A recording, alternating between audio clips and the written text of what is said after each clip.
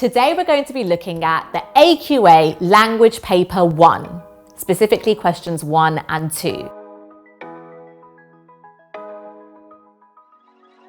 Now, if you're not doing AQA, that is fine because the skills you're assessed on in the language paper, whatever board you're doing, they're all very similar. So it's still helpful for you to keep watching this video and just practice and apply the skills to your exam paper. Now, there are a few things to remember before we start looking at the questions specifically. I'm going to give you an overview of language paper 1. So get a pen and paper ready, start writing these notes down if you don't already know them. The paper is 1 hour 45 minutes long. Paper 1 has got 1 extract that you have to read. Now, generally you spend 15 minutes on reading time, and then you spend a minute per mark on the questions. So if question 1 is 4 marks, you spend like 4 to 5 minutes on it. If question 2 is 8 marks, you spend like 8 to 10 minutes on it. That's the general rule. I cannot stress enough how important it is to stick to timings. The biggest thing that can go wrong in your language paper is that you run out of time. I guarantee many of you ran out of time in your mock exams. It's really tight timings and you must practice first getting the skills down, but then you need to practice actually doing a paper sticking to the time limits per question. Even if you haven't finished your answer, like you haven't finished question 2, if your 10 minutes are over, you move on. Otherwise, what happens is you end up spending loads of time trying to get question 1, 2, and 3 perfect, and they are like mini marks. They're not worth any marks at all. And you end up running out of time for question 4 and 5, and those are worth like more than half the paper. So you don't want that to happen. There are 4 questions in the reading section, and then in the writing section, you get a choice of 2 questions, but you only answer 1. So in total, you are answering 5 questions, 4 about the extract that you read, and then 1 is a piece of creative writing. Today, we're going to look at question 1 and question 2 from the reading section. A lot of people do panic when it comes to the language paper because they're worried they won't understand the extract. That is fine. That is normal. I worry that I won't understand the extract. But I always say, no one is expecting you to understand every single line. You don't need to understand every single word. Even the examiner knows that's not realistic. As long as you can summarize what is happening in every paragraph, so you understand the gist of what's going on, you're fine. We're going to practice reading together. You have a solid 10 to 15 minutes to read.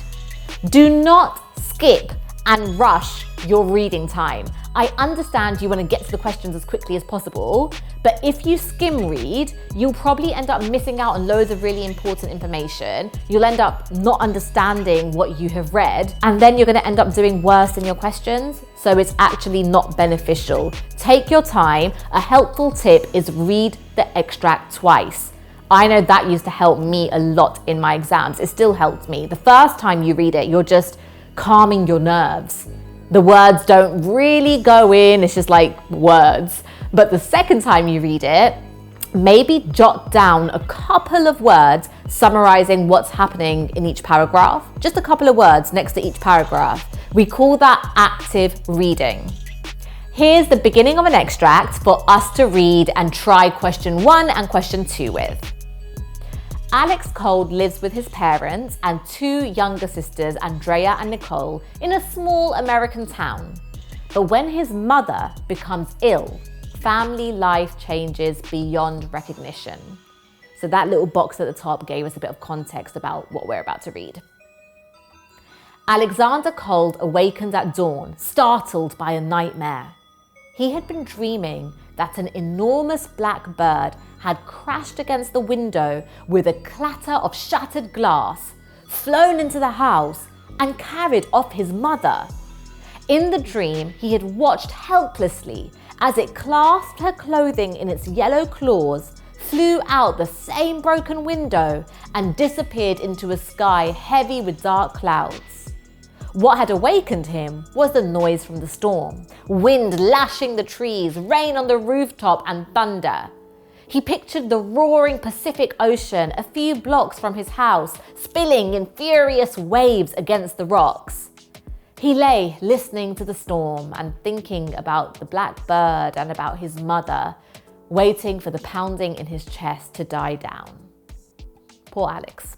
Now, the beauty of the language paper is that we always know what questions are going to come up. The questions never change. It's just the extract that changes.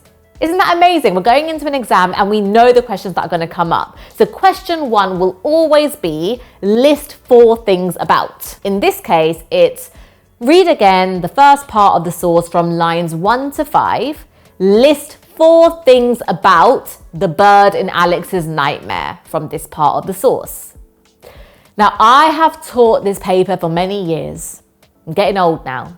And there are a few things I see go wrong year after year. So the things to keep in mind are: be careful of line numbers.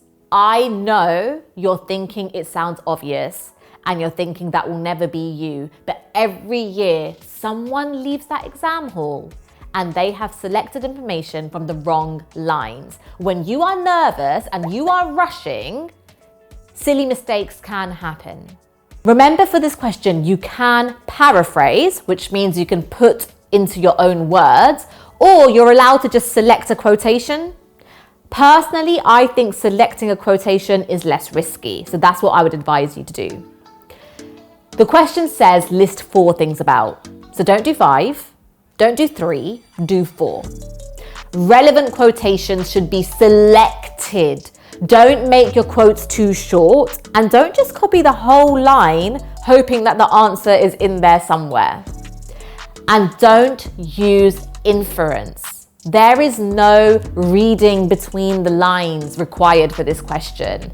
It's not a trick. The question really is as simple as it seems. So if you're like a grade 9 and you're trying to be too clever, you're actually going to end up losing marks. This question is literally checking if you understand English, did you understand what you read, and are you able to select quotes? So if the extract said, he had tears in his eyes, and you say, the boy was sad, you're actually wrong. You're inferring those tears might have been tears of happiness. So don't infer, don't try and be too deep, keep it simple.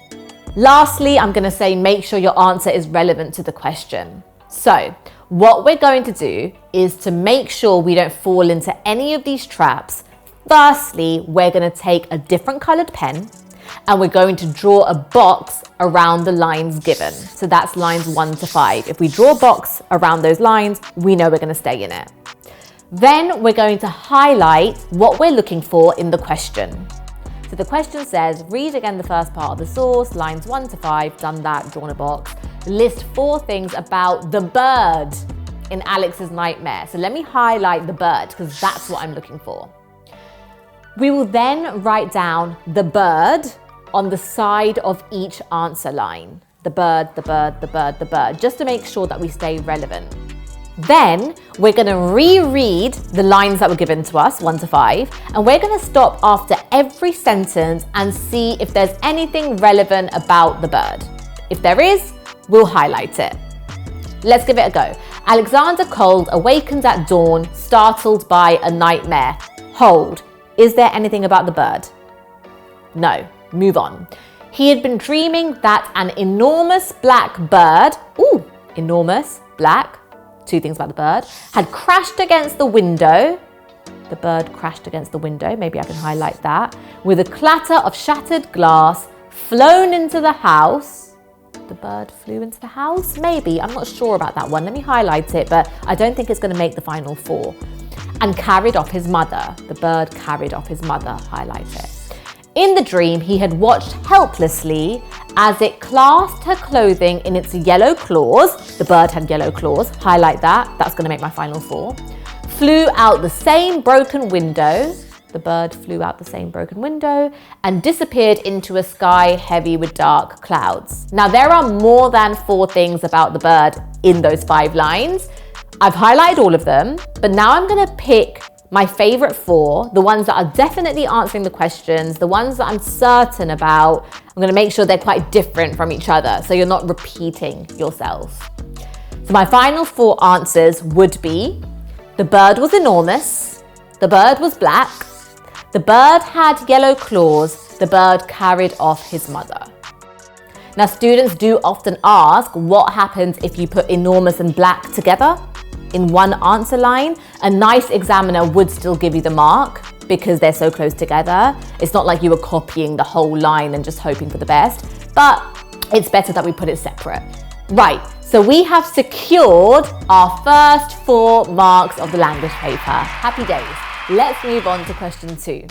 Question 2 will always be, how does the writer use language? It's my favorite question. This is the question where you get to show off if you can identify language devices, spot a simile, and then analyze its effect. So it's almost like a short literature paragraph minus all the context. Here's the question for this paper. Look in detail at the extract from lines 6 to 11 of the source. How does the writer use language here to describe the effects of the storm? They'll actually paste the bit they want you to look at here, so you don't need to draw a box around the line 6 to 11 or anything. Let's highlight what we're looking for in the question. Effects of the storm. So now we're going to reread that bit of the extract, and let's highlight any quotation which describes the effects of the storm or what the storm is like. I have to make sure that the quotations I select are juicy. And by that, I mean the quotations need to have an interesting language device so I can really show off my terminology or words that I can zoom into, because that is the whole point of the question. Remember, please remember, this is only an 8th marker. So you are not going to manage to write a page in 8 to 10 minutes. We're going to write 2 paragraphs and analyze 2 juicy quotations. To get full marks, 8 out of 8, in those 2 paragraphs, we should try and analyze the effect of all 3 of these bullet points: an interesting word, a language device, and sentence forms. It's probably a good time for me to say, if you missed out on my lesson on language devices, it's a good idea at this point to go and watch that and then come back to this lesson.